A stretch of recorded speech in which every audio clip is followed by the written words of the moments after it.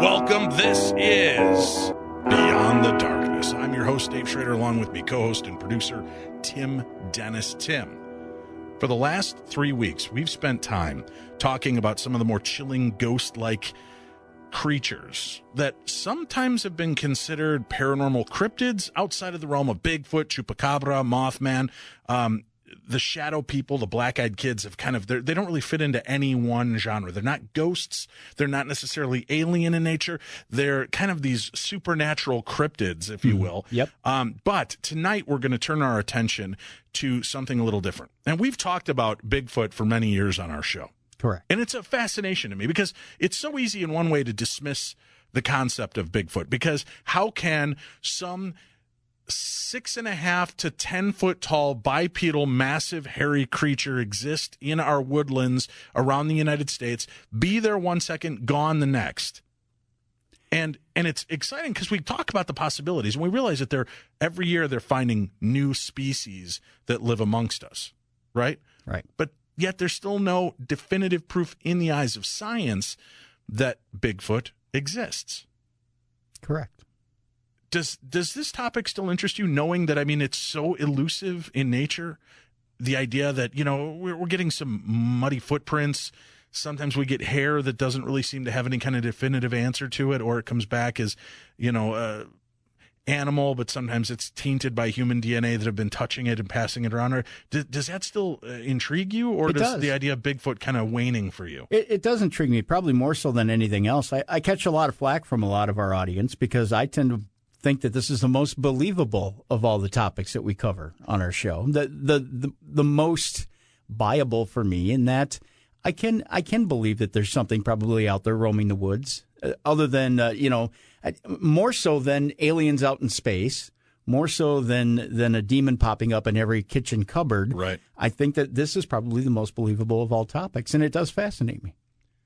The idea that there is more around us, not just the unseen world of the supernatural, but that there may be creatures that are living within the populations of our forests around the United States and perhaps around the world, is fascinating. And for a very long time, a lot of people have thought of these as sentient creatures, these miraculous, benevolent forest creatures that are kind of like protectors, if you will, and are there. Sometimes they'll posture and they'll throw rocks or make hooting or screaming noises in what appears to be a way to try to fend people off or maybe scare them out of that area. Mm-hmm. But a lot of people believe that Bigfoot is this kind of magical, mystical, caring guardian of the woods. But only recently, in the last few years, have we started to hear of actual darker encounters with Bigfoot. What are we dealing with? Is there something more malevolent to this furry beast in the woods? Well, that's what we're going to explore tonight. Joining us, we have online Tim Coonbo Baker, Jim Bear King, and they are two of the original members of the Bigfoot Outlaws and have been researching and investigating together since the late 1990s. They were the first to publicly talk about successfully calling Bigfoot, and then they traveled both bipedally or quadrupedally, that they climbed trees, that they could produce and use infrasound, that they would sexually assault livestock, and several other firsts in the Bigfoot community. And at the time, they were highly criticized by the so-called experts. But these are all accepted truths in the Bigfoot community now. They're here to talk to us. They've been on our show, Darkness Radio, and we've talked about some of these Bigfoot dark encounters. They've got more stories, believe it or not, Tim. Unbelievable encounters with these large beasts that seem to be walking around us, and I don't know that we really have any protection against them if they do decide to attack or unleash. So let's try to get to the bottom of this in this edition of Beyond the Darkness. Coonbo, Bear, welcome to the show, guys. Thanks for bringing it out tonight. Thank you very much. We are proud to be here. This aspect of the story. For having us again. Oh, you've got it. I mean, when you told me you have more stories and some more really chilling encounters, Tim and I knew we had to bring you to Beyond the Darkness. And this will give us a chance to examine some of maybe the darkest and perhaps more intimate stories that we wouldn't cover on terrestrial radio with Darkness Radio. And you have brought some of the most fascinating and terrifying stories I've ever heard. So I want to get into this, guys, as kind of being on the forefront of recognizing and seeing some of these specific parts of Bigfoot and his characteristics, his methodology. And now people around the world are starting to see that this does fit and that it does make sense with a lot of what has gone out there and what has been seen. Do you feel some kind of vindication and validation now that others have finally come along, or is it frustrating for you because it's taken others this long to start to see what's really going on? It's some vindication, but it's also frustrating when we see people that are using our material and even publishing our things that we first talked about and not giving us any credit for it at all. When 15, 20 years ago, they were lambasting us for it. The idea that well, Bigfoot... right. And I also think, too, that, you touched on it in your opening statement, Dave. When people didn't know nothing about this thing, except for the occasional people who would run into it into the forest and everything, they was using perceptions instead of actual things that these creatures are capable of doing. Just to see one does not give anybody much material to work with. I mean, we're talking about the classic Roger Patterson, Bob Gimline video clip from 1967, and that doesn't show nothing but a female Bigfoot walking across a creek in Bluff Creek, California. And a lot of people have just used that one clip to base everything upon it. And, I like to think that people want to try to make of it what they want it to genuinely be. But me and Coonbo both know it's a flesh and blood creature, and like any other flesh and blood creature, it's an animal, it's a wild animal, and it should be treated as a wild animal. It shouldn't be given any leeway in regard to trying to appease it, feed it, or try to make friends with it, because if this thing wanted to be our friend, don't you think that we wouldn't already be discussing it in history books, scientific journals, the whole 9 yards? The only reason we don't, it chooses of its own accord not to accept us. It's not us accepting it. It's it accepting us. What do you both make of the stories? There are many people that claim to have had very positive interactions with these beasts, that they are this kind of benevolent guardian of the woods. Do you believe that there are different races or different species of this Bigfoot, like bears, right? If you run into a grizzly bear, might be much worse for you than running into a brown bear, but running into a black bear could even be more violent for you. Do you think that follows the same vein in the Bigfoot and Sasquatch legends here? Well, we believe that there are different varieties of Sasquatch and Bigfoot. In fact, we talk about 5 or 6 different types. But within each type, not every one of them are bloodthirsty killers. However, not every tiger is, and not every lion is a man-eater. But there are enough of them out there that and people can swim with sharks without getting eaten. However, we are not the apex. When we're in their territory, we are not the apex creature. They are. And, every one of them are different. Every one of them has a different personality. You don't know when you're going to catch them on a bad day. You don't know what kind of negative interaction that they've had with humans in the past. You don't know what's going on. You don't know if it's an old one that can't run very fast anymore, can't catch deer, and he's starving to death, but he can sure catch a human. You just don't know what you're going to run into. So that's why we say that you can't, if you are, wanting to sit down and sing Kumbaya with them, you're taking your life in your own hands. And there's enough information out there for anyone who goes digging to that you can dig up enough good information to back up that claim. Historical information also. I mean, take historical. Eight Canyon incident, the Bachman story that Teddy Roosevelt wrote about in The Wilderness Hunter, or whatever the name of the book was. There's plenty of valuable historical accounts out there if taken seriously. Well, let's talk about that, because you throw out a name like Teddy Roosevelt and a Bigfoot encounter. A lot of people aren't even familiar with that. Can either one of you enlighten us a little bit onto that story? Why don't you won't do it? You want me to? But why don't you do it if you want to? All right. These two trappers, supposedly, this hunter told Teddy Roosevelt this story. And it was a hunter that worked on his ranch up in North Dakota. Right. And they was in this very inaccessible valley or canyon. I don't know what the name of the state is. They were up on the Idaho-Montana border. Yeah, it's in there. Mm-hmm. They put out their trap lines. Of course, they established a base camp. And they was having uneasy feelings. They started seeing some strange things and hearing strange things that made them totally uncomfortable with it. The game animals in that location were not there like they should be. They knew something was wrong. So they decided that they was going to pull all their traps up and leave this location. Well, one gentleman decided to stay back at camp while the other one went to pull his traps. While he went out to pull his traps, he come back to his camp, and I don't know if he noticed it right off the bat, but he found his trapping partner laying on the ground.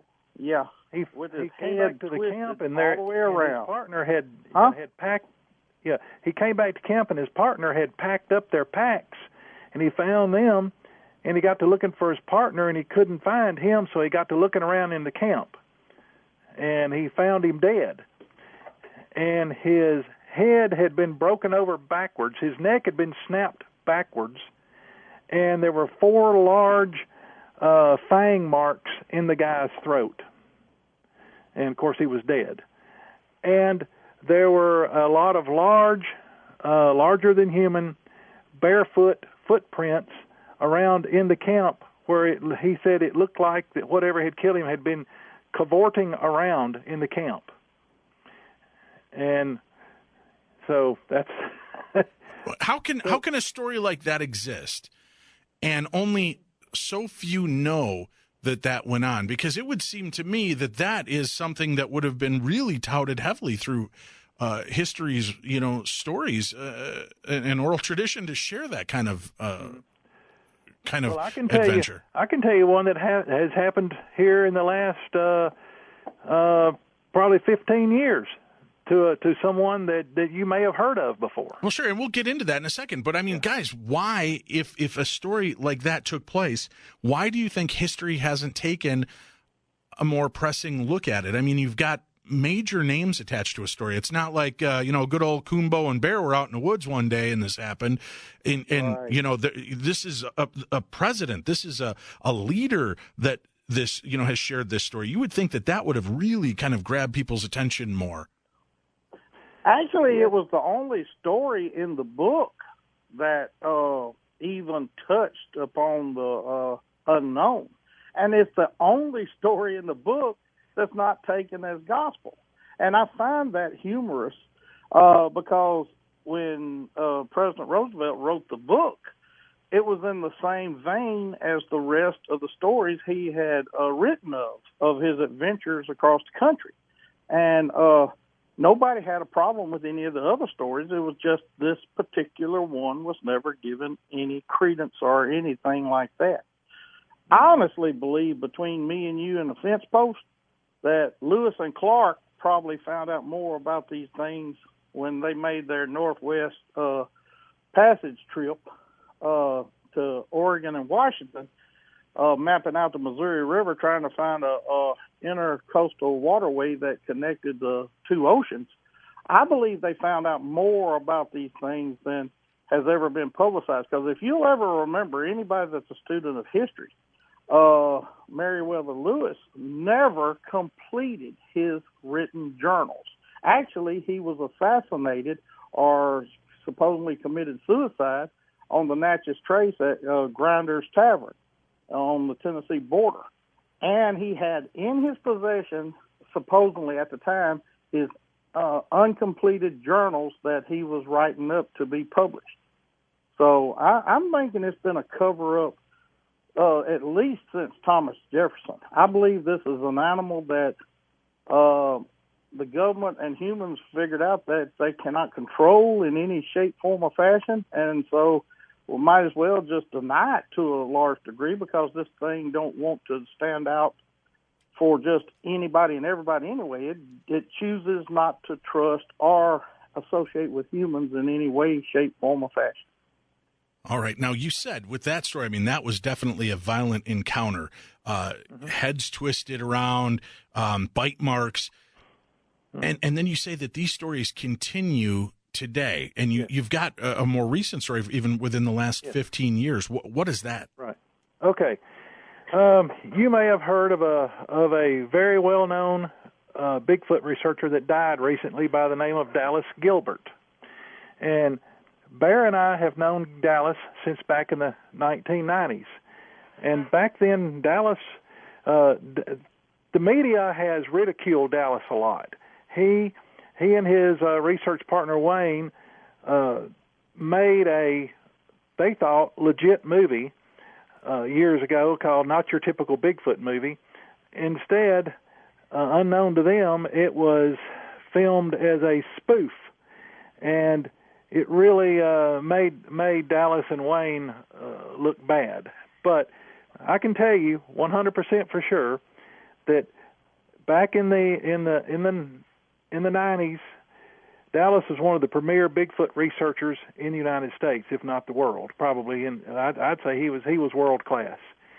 He was researching. He was the first big name researcher to research in southeastern Ohio, which is, today one of the hot spots of the country. And he had an incident happen to him.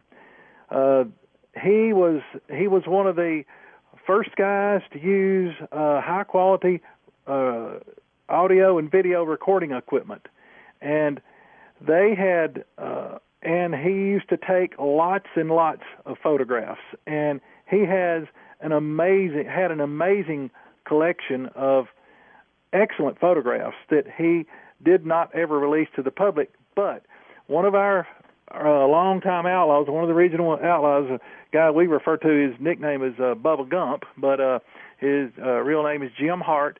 Jim was doing very high quality photographic analysis for Dallas and for other members of the Bigfoot community. Now, Jim is a sharp enough guy. He has done a lot of work for the government even. So back in the 90s and into the 2000s, his stuff was cutting edge technology. He was good.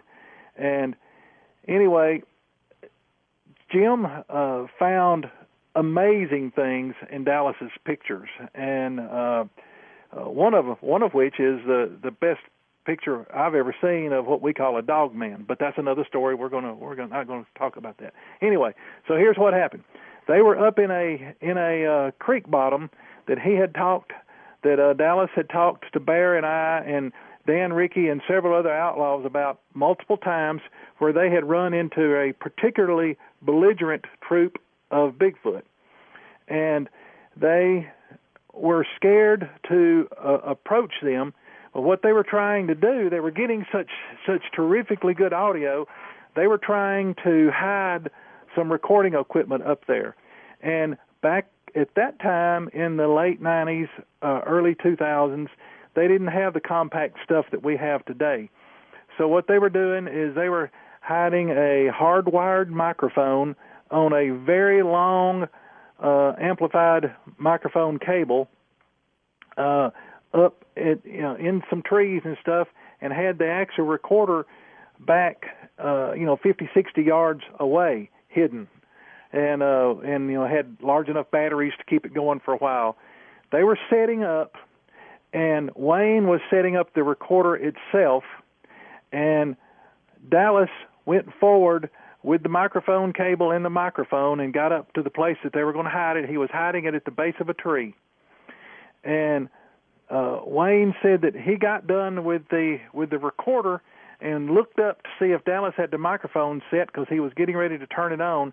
He said all of a sudden, out from behind the tree that Dallas was setting the microphone at the base of, he said a very large, like roughly 10 foot tall, male Bigfoot stepped from around behind the tree, snatched Dallas up, grabbed him by the head, popped his head back, presumably breaking his neck. He said Dallas went limp, and said the Bigfoot threw Dallas up over his shoulder and started walking off with him back up the creek bottom through the woods. The thing had gone maybe 30 yards or so, and Dallas regained consciousness. He had on a Ruger Super Blackhawk 44 Magnum revolver in a holster on his hip. Dallas managed to have enough presence of mind. He drew that pistol, and it's a single-action pistol, so he had to thumb-cock it. He drew the pistol. He thumb-cocked it.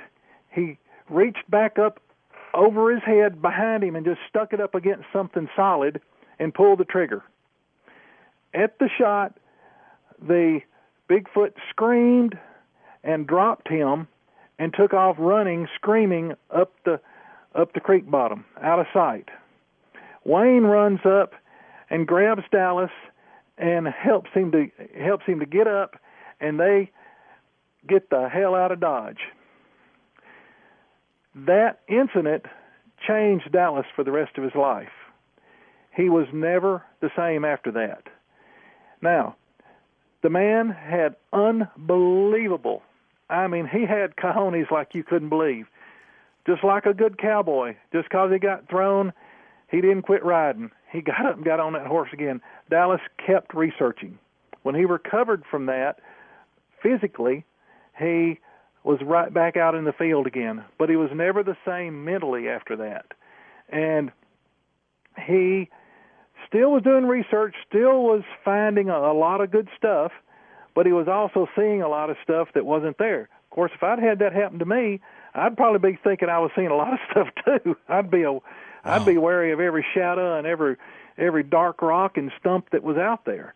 And that's the way Dallas was. So we spent a lot of time looking at things that we said that, Dallas, I'm not sure. I think that may be just a shadow, But, after what he had been through, he was, a lot more wary. But, again, give the guy credit. Unbelievable courage. He kept going. Well, with an attack that violent in nature, why is this not in mainstream media? I mean, you would think that, or again, do you believe the government or law enforcement is suppressing these type of stories? Well, when I was on Darkness Radio with you back in May, I told you the story that we got straight from an active FBI agent of a man that was killed up in Daniel Boone National Forest in Kentucky, and it was covered up as a bear killing. It was done by a bear. They don't want. I just think that they don't want to admit that there is something out there, like Bear said. They can't control it, and if they admitted it was real and admitted what all that it could do, it'd probably shut down every national forest and national park and most of the timberland in the country. It it would be catastrophic for us and for the Bigfoot. Then you would probably have every drunk redneck in the country out trying to kill him.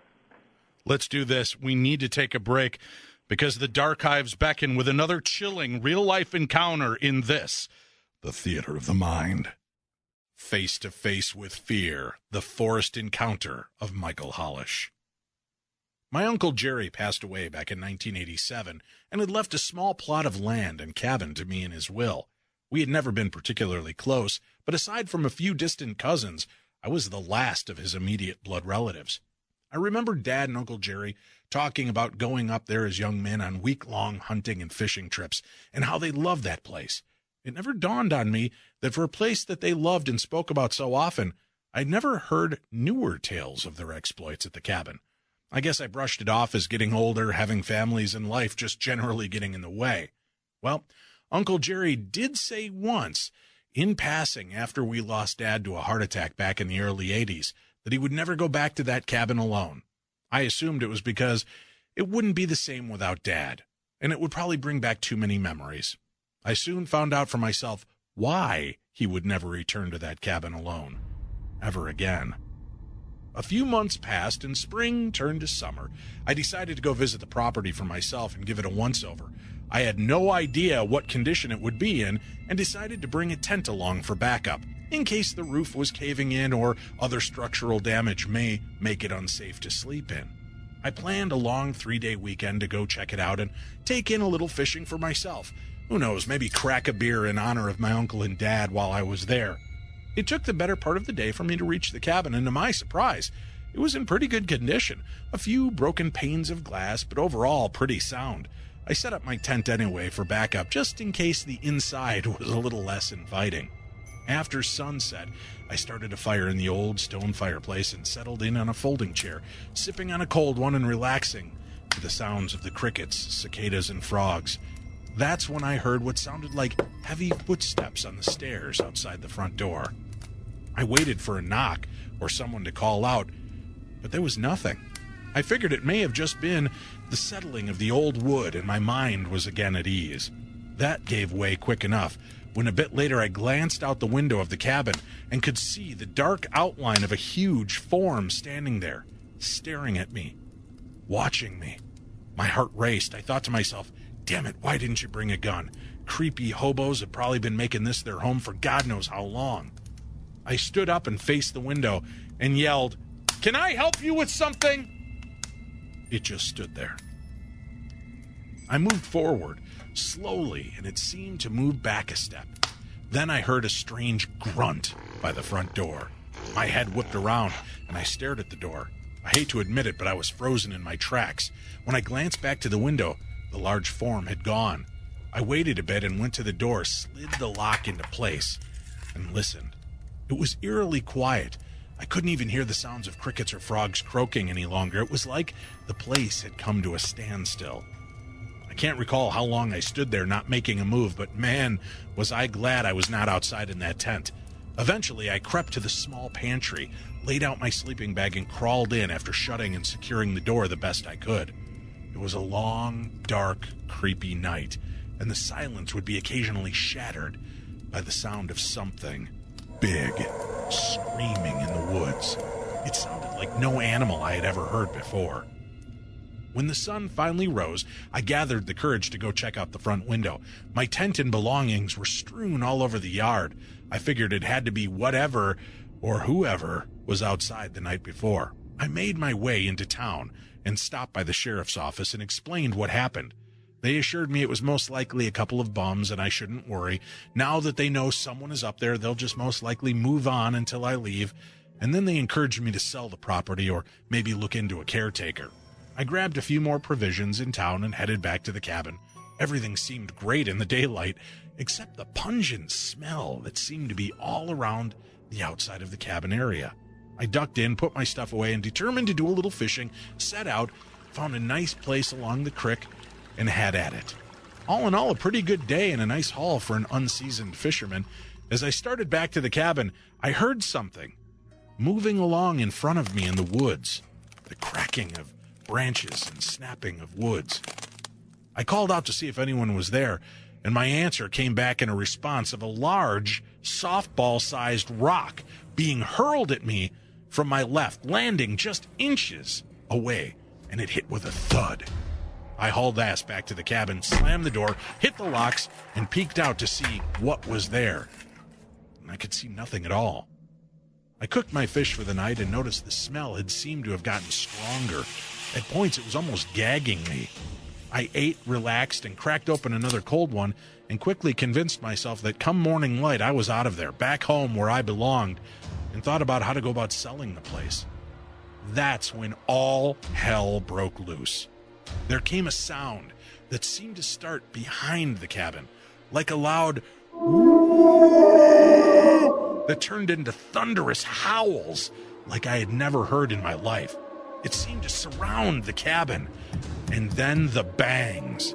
I thought the damn wall was going to cave in. The whole side of the cabin rocked as something massive continued to batter it.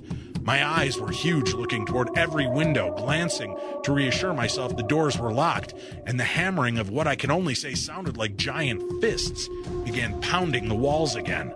I figured the smell of fish must have brought a very hungry bear who realized nothing tasty was outside, and if he wanted to eat, he had to get inside. I slowly crept my way back to the window on the side of the cabin, trying to stay tight to the walls.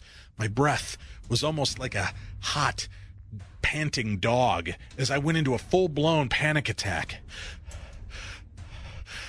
I peeked to try to see what was out the window and not draw attention to myself. But then I saw it. It had to be damn near 9 feet tall, covered in a thick, dark coat, and was most definitely not a bear. Our eyes met. It bared its teeth, a huge mouth exposed, and yellow eyes narrowed in anger and rage. And again, it let out with a wailing, guttural howl. I couldn't move. It knew I was terrified. It turned and moved toward the front of the cabin, and it moved fast.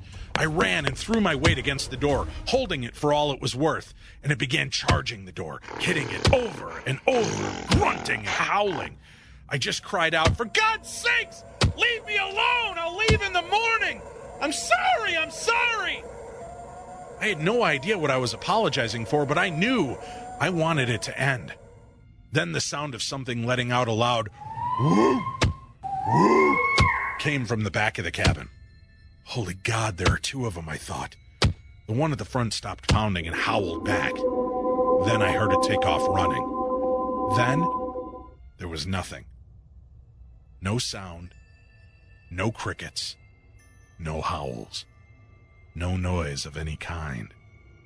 I thought, screw this. I grabbed my keys and my jacket, threw open the door of the cabin, ran as fast as my wobbly legs would take me. I jumped in, gunned the engine, pulled out, leaving a dust trail a mile long as I drove as fast as I could through the woods and down that little dirt road.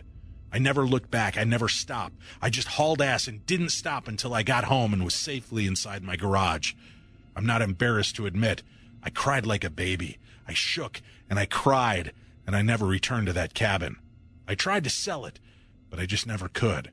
I just let it alone and never returned, and I never will.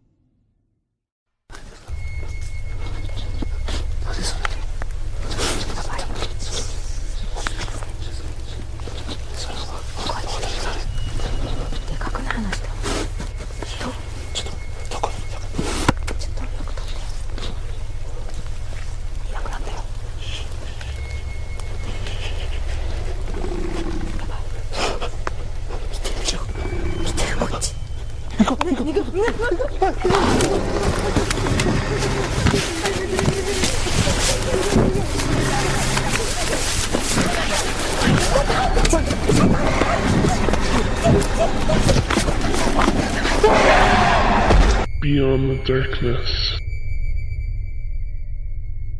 We're back here on Beyond the Darkness. We're talking to the Bigfoot Outlaws. We've got Tim Coonbo Baker, Jim Bear King, and they're sharing with us some of the more chilling and destructive encounters on file with Bigfoot. All right, Coonbo, I know we heard from you. Bear, let's hear one of the stories, newer stories we haven't covered before on Darkness Radio that you've got for us regarding these vicious attacks from Bigfoot. Well, what I think a lot of it that's brought on is human involvement. That's what's causing most of this, if not all of it, because every encounter that I've ever run across, you would always get to the bottom of the story, and it always would turn around and be the human involvement that caused it. One of the biggest stories that really blew my mind was out in near Fort Cobb, Oklahoma. And what it was, there was this family there, and they had accidentally, and I use the word loosely, accidentally started feeding these things. But they thought at the time what they was feeding was raccoons and deer and other wildlife that live in that area. And it ended up not being that. It ended up being a Bigfoot. And when they discovered what was actually taking the corn and the dog food, they just decided then, they would break off their commitment to feeding the local wildlife. Well, when it occurred, this thing threw a temper tantrum. I mean, when a Bigfoot has its way for so long and people have modified its behavior to the degree that they're not scared enough to approach a human, especially to partake of food given freely, they get really upset. I call their intellect a super primitive intellect, woods-wise, and it's not one of a human nature in that regard, but they can logic and reason things out to a large degree. But what had happened was this thing had they had a horse, and I think it was a pet horse that the children of this family would ride. And they come out there one morning. Dogs never give any indication that anything was going on untoward or anything. They come out into the pasture where they had this horse pinned up, fenced in, and the horse was laying on the ground. So they went over there to see what was wrong with the horse, and something had grabbed it by its nose, its ears, and its mane, and twisted its head all the way around. And, we talk about these things breaking a man's neck. We give two examples. But to actually physically do this to a full-grown horse shows extraordinary strength, and it also shows an extraordinary temper. They had the veterinarians come out and check it out, asking what was, the cause of death, even though they could see what it was. They had the Game and Fish Commission come out and check it out. They had the intertribal police come out and look at it. They had the sheriff department come out and look at it. Nobody could give a reasonable explanation of what happened to that horse. But the people who lived there, even up until 7 years ago, steadily were still feeding these things. And it even got to the extent that they would take 5-gallon buckets of dog food to this particular location behind their farm, and they would leave the dog food out in the middle of this clearing, and then they would turn around and walk off. It got to the point where when they was delivering this 5-pound bucket of feed, these things would actually walk out the other side of the woods to pick it up and take it back into the woods with them. And they would recover the buckets later on because they were white buckets and you could see them laying all over the hillsides. But they called the local law enforcement so many times, they just said that the people were crazy. They didn't want to hear nothing they had to say. And the local newspaper reporter out there, I'd rather keep the name quiet, but I'll give it to you silently later. They did a story on this, and they even contacted the local sheriff department about it to find out why they was not serious about what happened to the horse and what was currently going on. And this reporter even asked them, they said, well, they still feed these things every day. Why don't you go out there while they're actually feeding them and hang around and check out what's going on? The law enforcement people told them they were not interested in finding out what it was, and none of them was going to even come out there just to give them 5 minutes to possibly even see one coming across the woods to retrieve that bucket of dog feed. So the main goal, and we talked to another woman who was having issues with Bigfoot and an aggressive Bigfoot or Bigfoot pod family, because they began feeding and leaving treats out for these creatures when they would not. The creatures would actually come out of the woods to their home, which was in a cul-de-sac. So there were other homes right there, but it seemed these were so aggressive they didn't care. They would come out, pound on the house. They would jump fences. They would do all kinds of things. So the main thing you think is important to know is do not begin by feeding these. You're not doing yourself a favor. You're not going to ingratiate yourself to them. You're actually going to cause a much bigger problem. Well, you know, the saying, don't feed the bears. Well, dang sure don't feed no Bigfoot. I mean, no more than we know about a creature, that no more information that is put out about this thing, because, of course, the main reason is in the mainstream collective of the country and the world, they don't exist. But to those of us who know that they do exist, know that they are real, they've got to eat just like everybody else. So you don't just assume on the good side or the clear side that these things won't harm you. That's what me and Coonbo recommend strongly. It's very disrespectful to try to modify their behavior, and if you hook them on sweets or sugar additives and things like this, they're naturally going to come back. It's like a pusher supplying dope to a junkie. After a while, you get hooked on it, and then you demand it. And, you know, people don't realize what they're doing by feeding these things sweets and sugars and chocolates and things like that. Actually, they could probably be even killing them internally. You know, we don't know what their chemical or bodily makeup is, or what it can eat, what it can't eat, how it digests anything, whole 9 yards. And that's assuming too much.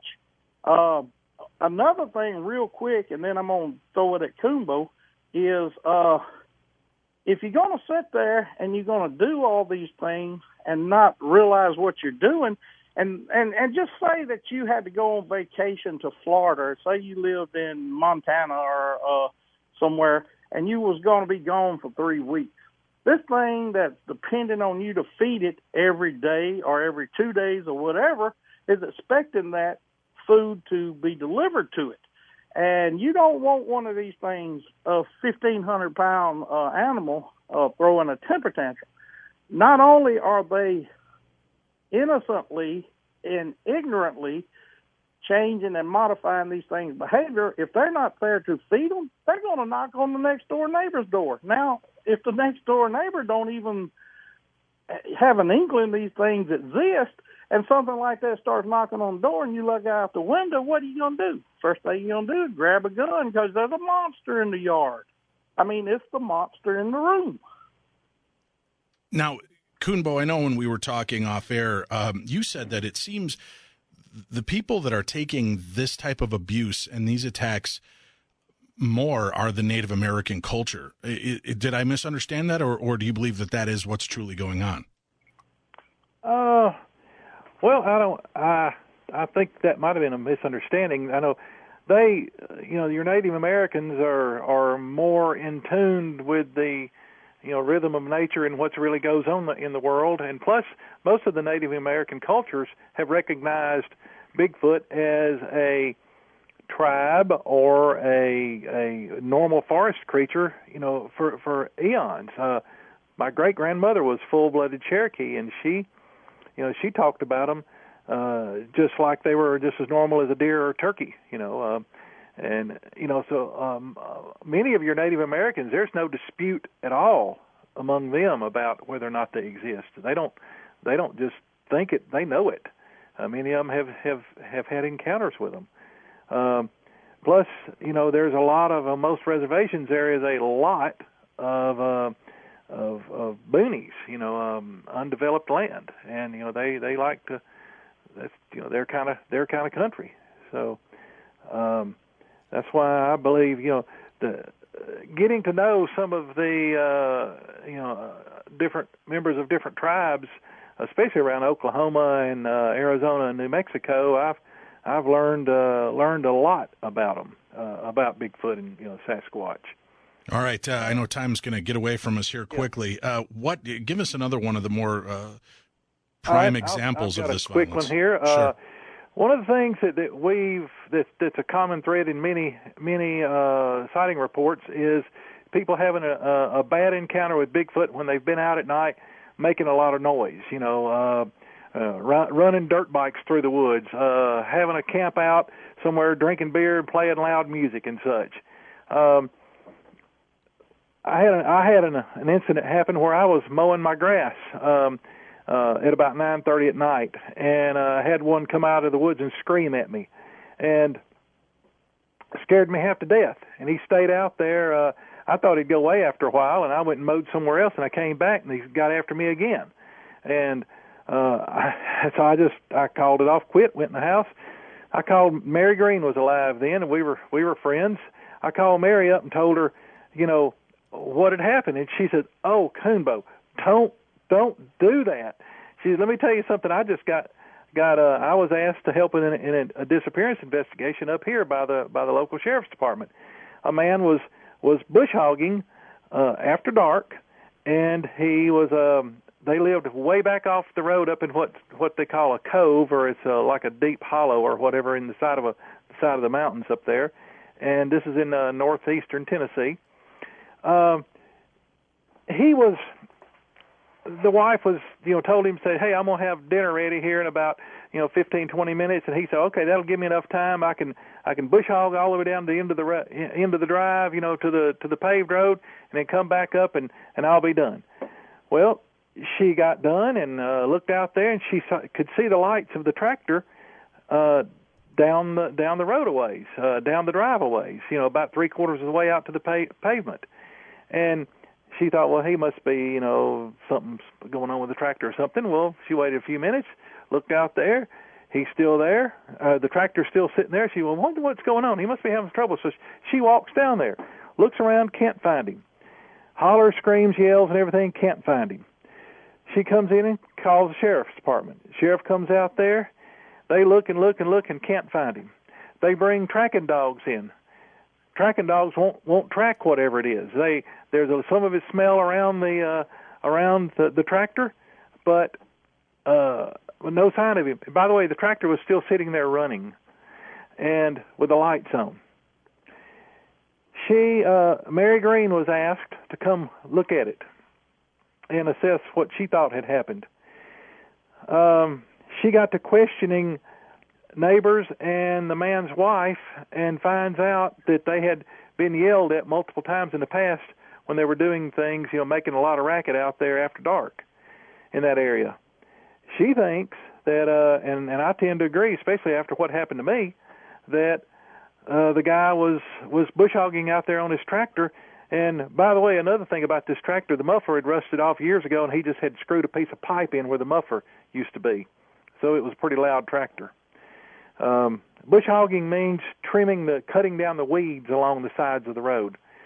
And it was our conclusion that we believe that he was going down through there and making a bunch of racket, disturbing the local Sasquatch, and they got a belly full of it, and he was out away from the house. They had the opportunity, so they grabbed him. And there was never hide nor hair of this guy ever found. When these attacks happen, are there many people that face these things and they'll drag them away, they'll attack them, do something, but then let them go? Or does it seem that when they get the blood, when they want the attack, that person's done for? Dallas Gilbert is the only person I have ever heard of that escaped from a Bigfoot attack, other than some girls that one of our contacts that the Bear and I know out in Oklahoma in one of the tribes. She used to attend an Indian school out there. That's what they called them. Some girls decided that they were going to run away from the school and try to go home. And it was a boarding school. They took off, I can't remember, Bear, 2 or 3 of them, something like that, or 3 or 4 of them. I can't remember. A group of the girls. Anyway, one came back beaten up and bloodied up. The other ones were never found.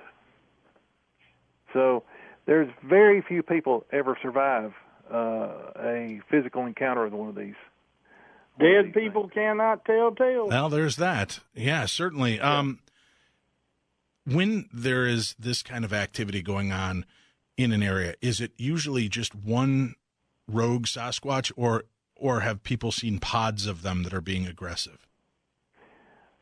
They have both. There are stories out there of just one killing people. There are stories of multiple Bigfoot attacking and killing people. The story that happened up in Daniel Boone National Forest that I alluded to earlier, that we heard about from an FBI agent, that person was killed by multiple Bigfoot.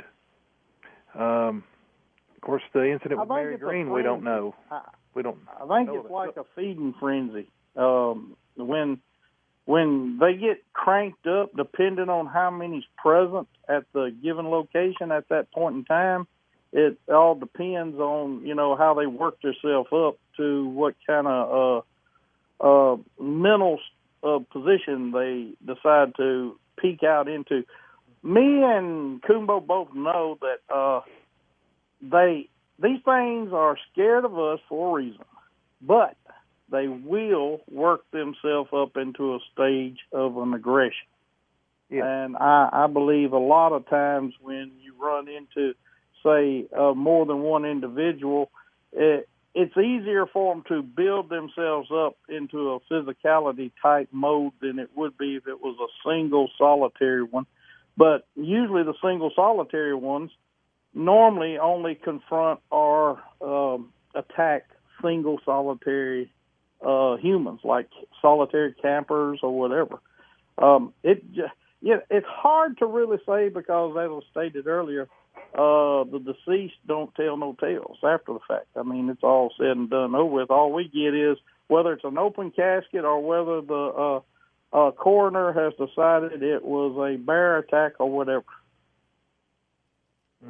The attacks like this, I mean, it's terrifying, guys. Why do you keep putting yourself out there to investigate these claims if you know that it can be this fast, this furious, this violent?